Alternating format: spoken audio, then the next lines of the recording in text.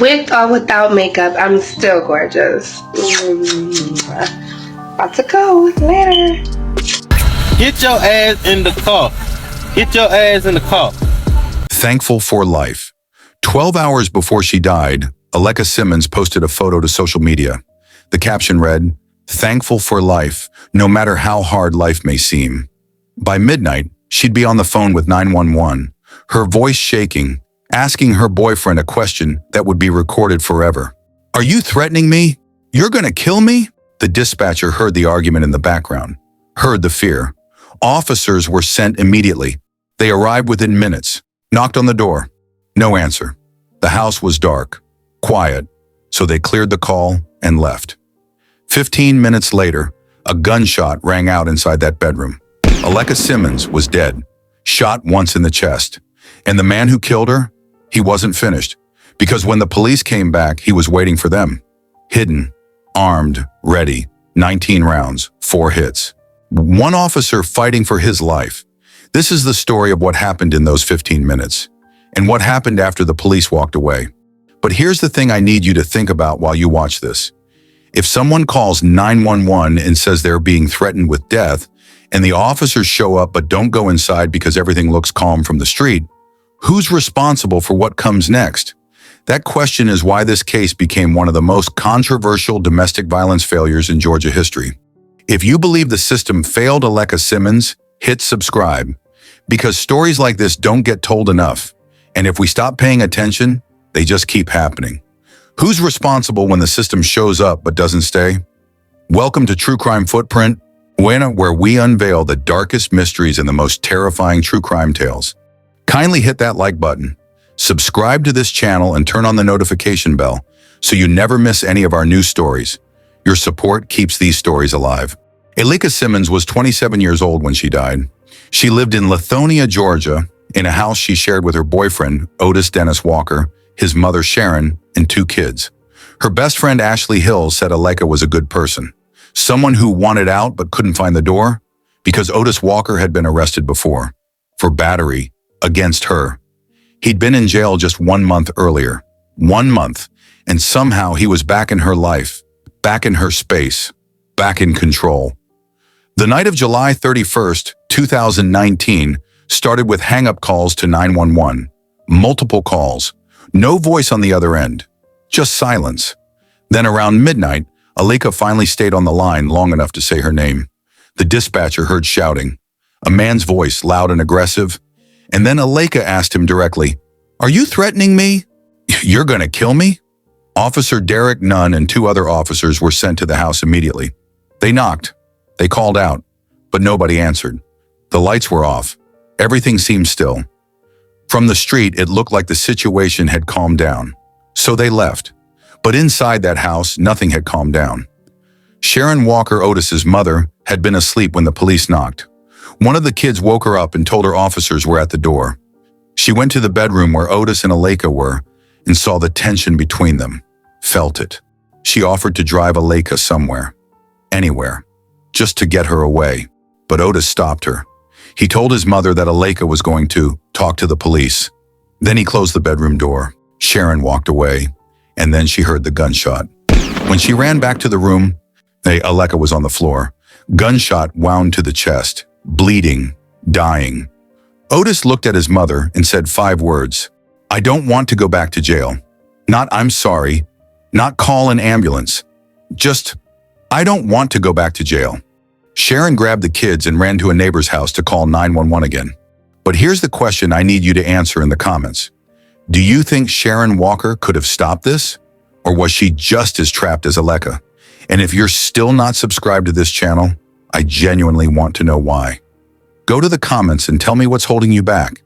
Maybe there's something I need to improve. Maybe you just don't think stories like Aleka's deserve attention. Either way, I'm reading every single one. Hey, y'all. Such a beautiful day in the neighborhood. A beautiful day in the... You see, I can't even do all that sleek baby hair because my hair is curly. I get that from my daddy. When Officer Derek Nunn and his team came back to that house after the second 911 call, they had no idea what they were walking into. Otis Walker had positioned himself between 2 houses. in the dark, with a high-capacity firearm, waiting. As the officers stepped into the front yard, he opened fire. 19 rounds. Officer Nunn was hit 4 times. One bullet tore through his leg.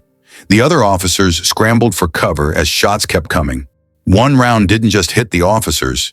It went straight through the second-floor wall of a neighbor's home, where Crystal Fielder and her husband were asleep in bed. This wasn't just a domestic dispute anymore. It was an active combat zone in a quiet residential neighborhood. The officers had no choice but to retreat and call for SWAT. By the time the tactical team made entry into the house, Otis Walker was gone. He disappeared into the woods behind the property, leaving chaos in his wake. And Aleka? She was still in that bedroom, dead, alone. Officer Nunn was rushed to Grady Memorial Hospital for emergency surgery. He spent a week there recovering from his wounds. But Otis Walker was out there somewhere, on the run, armed, dangerous. For 7 days, nobody knew where he was. If this story is making you feel something, anger, sadness, frustration, I need you to do something. Share this video. Send it to someone who needs to understand how fast things can go wrong when warning signs get ignored. And hit the like button if you think Aleka's story deserves to be heard. Here's my question for you. Should Officer Nunn have gone back to that house?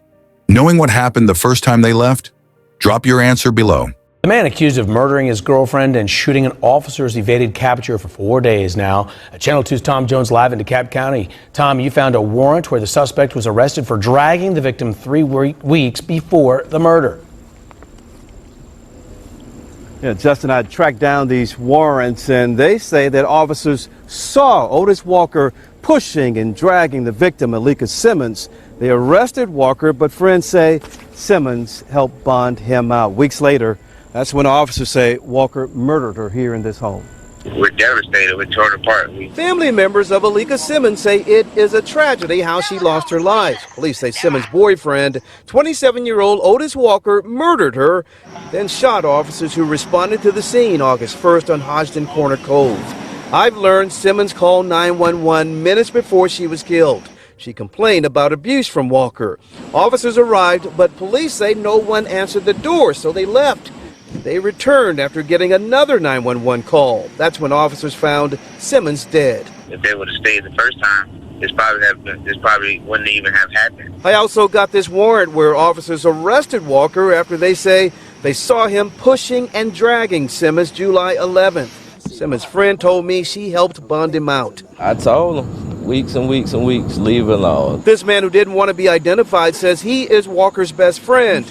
He says he saw police arrive the first and second time. Left probably about 15 minutes later, that's when they came back, and that's when the fire started. Before that, he texted Walker. Walker answered, then stopped texting.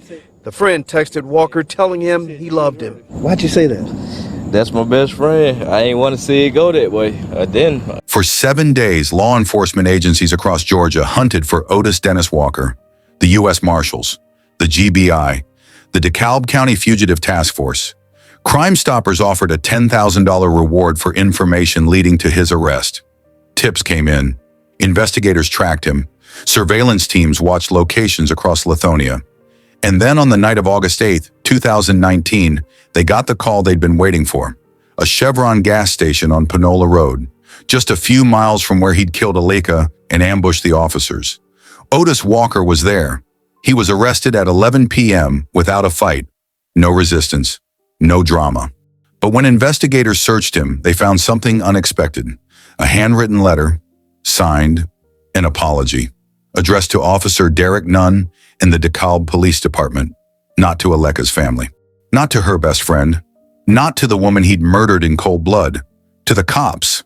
The defense would later try to use that letter as proof of remorse, evidence that Otis felt guilty, that maybe he'd been trying to commit suicide by cop when he opened fire. But the prosecution saw it differently. They saw it as a calculated move, a man trying to shape the narrative before his trial, a man more concerned with how the state viewed him than the life he'd taken. At trial, his attorneys tried 2 strategies. First, they claimed self-defense, that Aleka was the aggressor, that Otis had no choice. The jury heard the 911 recording. They heard Aleka ask, "Are you going to kill me?" They heard the fear in her voice. That defense collapsed. Second, they argued that Otis had fired at the ground when the officers arrived. Yeah, well, that he was hoping they'd shoot him, that he wanted to die. The prosecution reminded the jury of the facts. Officer Derek Nunn was shot 4 times. A bullet went through a neighbor's home. 19 rounds fired with intent. That's not suicide, that's an ambush. Hit the like button if you believe justice should always find the truth, no matter how long it takes. Because what happened next is exactly why we can't let people like Otis Walker slip through the cracks.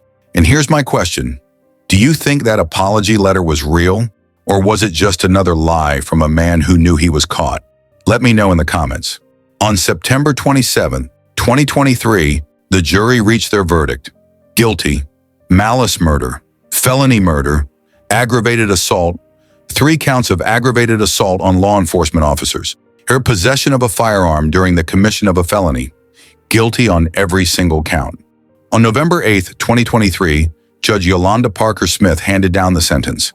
Life in prison for the murder of Alika Simmons, plus 65 years to be served consecutively for the ambush on the officers. Otis Dennis Walker will never walk free again. But here's what stays with me about this case. Alika Simmons posted thankful for life 12 hours before she died. She called 911. She asked for help. The system showed up, and then it left. 15 minutes. That's all it took. To Alika's family, I'm deeply sorry for your loss. She deserved so much more than what happened that night. And to everyone watching, here's my final question. Was justice served?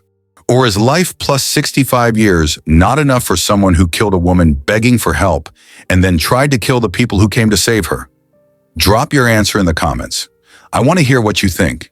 If you believe people like Otis Walker should never see the light of day again, hit subscribe, turn on the bell, share this video with someone who needs to hear it, because the next story I cover could be happening in your neighborhood right now, and you'll never know unless you're here. To everyone who made it to the end, thank you for watching, for your attention, and for joining us on this journey of reflection. Stay informed, stay vigilant, and above all, stay safe. See you on our next video.